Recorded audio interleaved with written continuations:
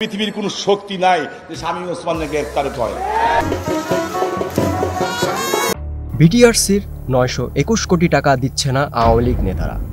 জানা যায় শামীম ওসমান, জাহাঙ্গীর কবির নানক ও সাবেক ডেপুটি স্পিকার শামসুল হক টুকুর ছেলে আসিফ শামস সহ বিভিন্ন স্তরের নেতারা রয়েছে এই তালিকায়। 2009 সালে আওয়ামী লীগ সরকার ক্ষমতায় আসার পর দলের নেতাদের অনেকে টেলিযোগ খাতের ব্যবসায় নামেন। এই ব্যবসার শর্ত অনুযায়ী 40% অর্থ বিটিআরসিকে পরিশোধ করার কথা, কিন্তু আওয়ামী লীগ নেতারা এই টাকা নিয়ন্ত্রক সংস্থাকে দেয়নি।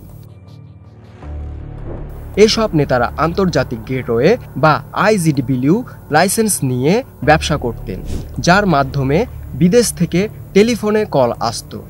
শামীম ওসমান, স্ত্রী সালমা ওসমান ও ছেলে ইমতিনান ওসমানের নামে এই ব্যবসা করতেন। বিটিআরসি শামীম ওসমানের কাছে পাবে 126 কোটি টাকা। শুধু শামীম ওসমান নয়, বিটিআরসি সাবেক ডেপুটি স্পিকার শামসুল হক টুকুর ছেলে আসিফ শামস ও আওয়ামী লীগের সভাপতি মণ্ডলীয় সদস্য জাহাঙ্গীর কবির নানকের পরিবারের প্রতিষ্ঠান সহ আইজিডিবিলিউ প্রতিষ্ঠানের কাছে 921 কোটি টাকা পায়। বিটিআরসি প্রতিষ্ঠানগুলোর বিরুদ্ধে মামলা করলেও টাকা উদ্ধার হয়নি।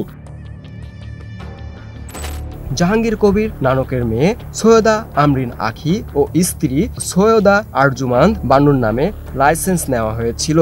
বিটিআরসি তাদের কাছে 130 কোটি 40 লাখ টাকা পায়। শামসুল হক টুকুর ছেলে ও পাবনা বেড়া পৌরসভার সাবেক মেয়র এস.এম. আসিফ শামসের প্রতিষ্ঠান ভিশন টেলের কাছে 235 কোটি 54 লাখ টাকা পাবে বিটিআরসি। ছাত্র জনতার অভ্যুত্থানে আওয়ামী লীগ সরকারের পতনের পর এসব নেতা ও তাদের পরিবার আত্মগোপনে চলে গেছে, ফলে সরকারের টাকা আদায় একেবারে অনিশ্চিত হয়ে পড়েছে।